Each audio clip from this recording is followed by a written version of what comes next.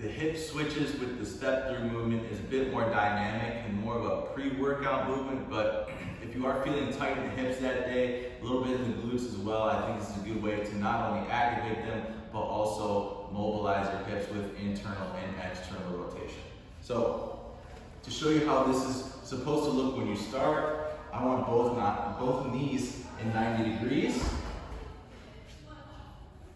Here we are externally rotated and internally rotated. Now, if you have a problem getting into this posture, feel free to grab a block or some sort of foam roller, a couple pillows, a couple books to help keep your hand here, and that'll keep you in that upright posture. The idea here is to line up your arms straight out. Should be lining up with your knee that's internally rotated. Okay, so that's the starting position.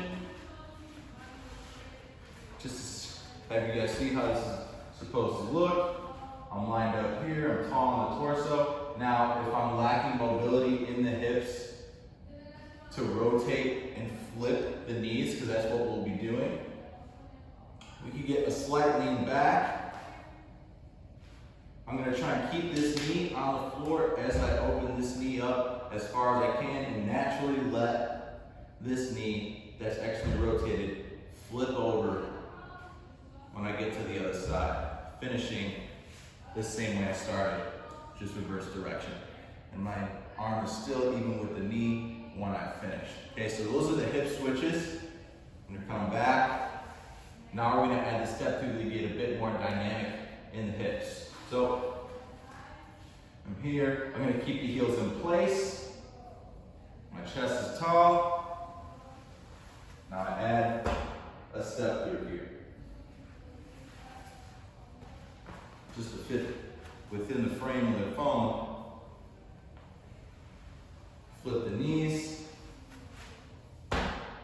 Finishing this half kneeling position. And when you come back down, you can put your hand down if you want to kind of keep it low impact.